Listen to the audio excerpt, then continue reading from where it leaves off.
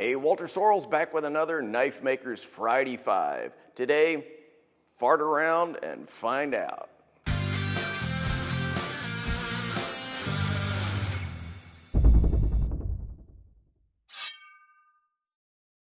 So what am I talking about here? Well, before I get to that, let me mention a few things that we're catching up on from earlier episodes.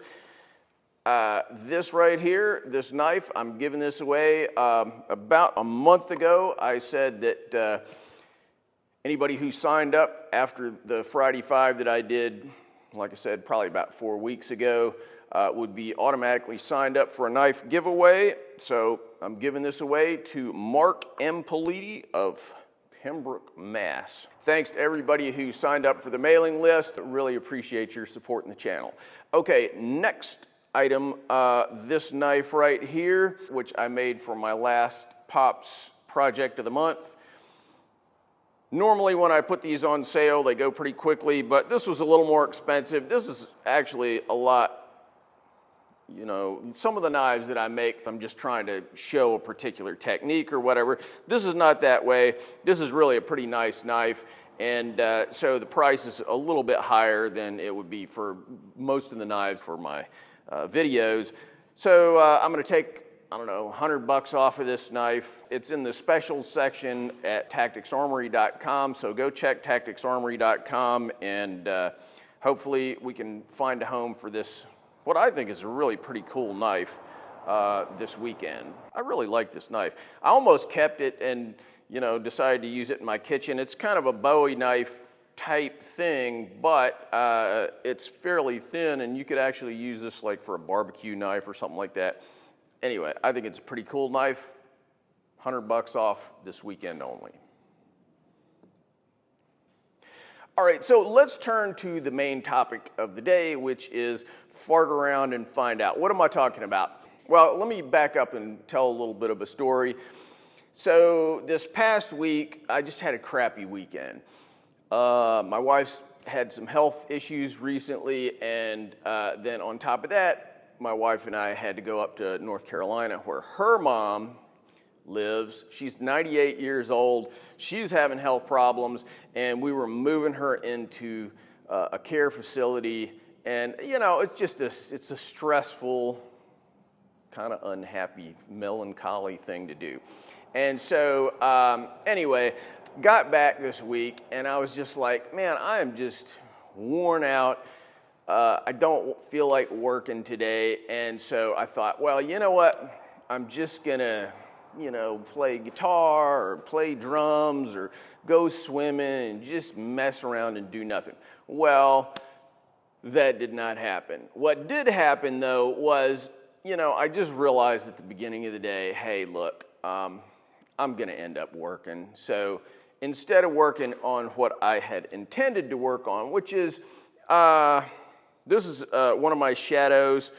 I'm working on doing some cord wrap versions of these that hopefully I can put in the hands of some of you guys at reasonable prices.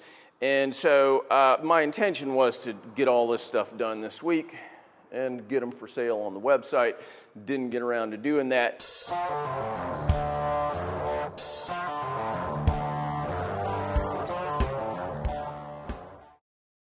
What I did do was kind of mess around out here in the shop, and I did a whole bunch of different things, and I want to tell you why messing around was the best thing I could do this week. So here's the first thing that I did. I made this. So I'll tell you very quickly what this is, and then I'll cut to back in my office where I worked on this thing and tell you a little more about it. But the basic idea is that I sell these chisels, scabbard chisels, and I shipped out a bunch of them this week. And every time I get ready to ship them out, it's a big pain in the neck. This is, you might call this the prototype. This is something I made about 25 years ago. If you watch the last video I did, I think I talked about this.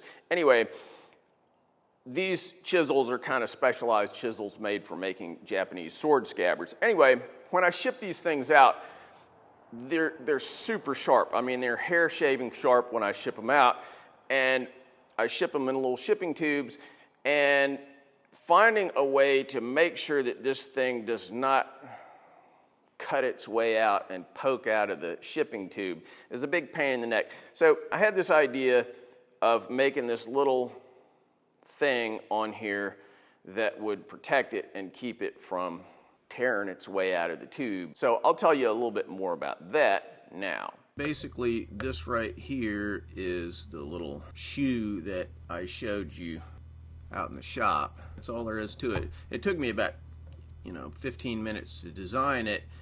Well, I say a little bit more than that. Originally, I had this sort of grandiose idea that I was going to have this cap to it that would snap on and a bunch of other crazy stuff, and it's still a good idea, but I just didn't have the right tools. It would take some undercutting here that I just didn't have the right tools for, and I didn't feel like ordering a $100 end mill just to make these silly little things. Anyway, so the next thing that had to be done with them was to make them, and so that I show on this right here, which is the little Pearson pallet on my Haas that I use to set things up on. So basically what I do here is show all the little tool paths that are required to make this thing. So I had to go through and do all that stuff, and that took me probably about an hour, 2 hours. And then you make this into a big pattern. So I have standardized sheets of micarta that I use for making handles, and so I just had a spare piece of this rich light in a color that I didn't really like, and so I just put it on here and then was able to run, 24 of these. I'll probably make another version of this using HDPE plastic, something like that. This is fairly hard, and you've got a really, really tiny edge that is smacking into here. So it would be nice to have a little bit softer plastic so there's no possibility of the chisel arriving not in fully sharp condition. Okay, so the next thing that I did in the farting around department was I have had dies over there on my hydraulic forge press for ladder pattern Damascus that I made ages and ages ago. I made them on that machine back there, my mill drill, which is basically a traditional manual mill. And they work, but I've known for a long time that I could do a lot better. And so this week I said, you know what? I'm going to come up with a much better design. So let me tell you how I farted around and got that done. The old dies that I have are just strips milled into a piece of steel, and they kind of bind up and they don't want to bite very easily, and they're not really that good. It's just the standard way that people used to make ladder pattern dies, but it's easy on a CNC machine to make something better. So I took several stabs at it. The first one that I did here was sort of an ellipsoid shape, and these two use what they call splines in Fusion 360. That's the program that I use to make these things, and so I felt like that was a better shape. This leading edge here will bite into the material a little bit better, I think, and make for a better pattern that'll also munch into the steel a little bit better. So that's basically it, and the only other point about this is the one that was sort of the keeper here,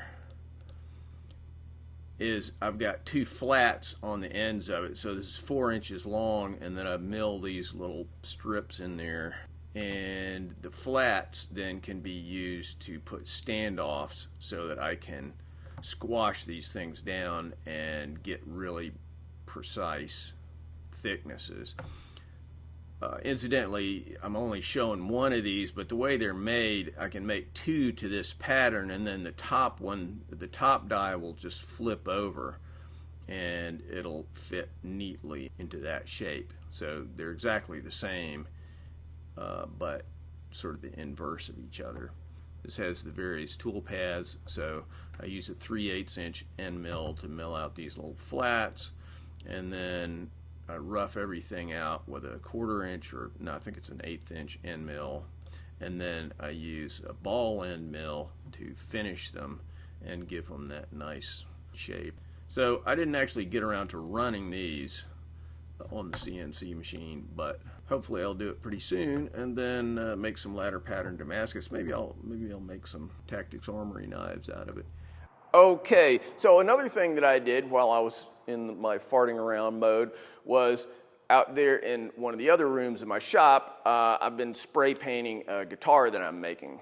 Now, in a sense, it's just farting around. I'm making a guitar. It has no real connection to what I'm doing here. But, you know, I had an old spray gun that I was getting really bad results with, and I just decided, you know what, I'm going to get another spray gun. I didn't want to go out and spend $500 on some crazy high-end gun that's used by professional auto body guys, but I didn't want to use the $29 one that I'd been using for the last 15 years or whatever. So I went to Harbor Freight, and I got at least somewhat of an upgrade over my previous spray gun. And so, yeah, it's nice for making this guitar, but, you know, I've been meaning to start Cerakoting knives again.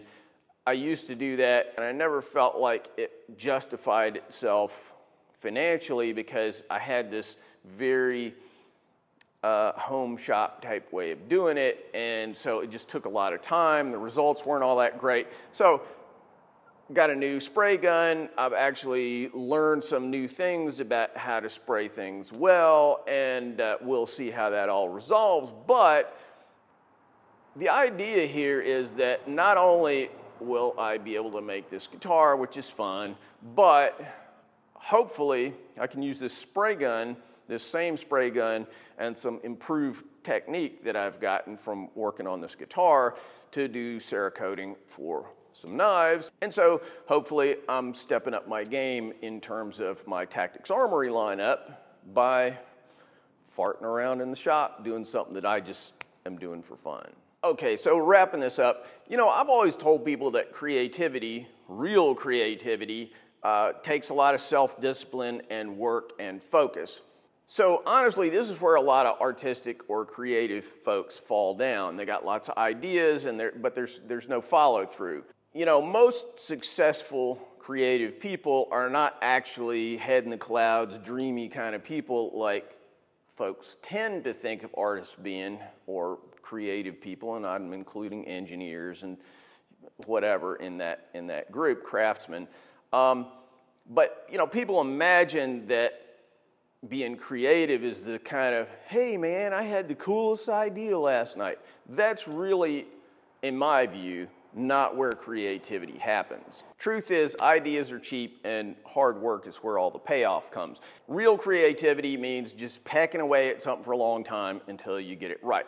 But honestly, that kind of obsessiveness can really kind of dry you out mentally sometimes. So I really believe that for creative people, sometimes you got to step back and just goof off, and that's actually a really important part of the creative process.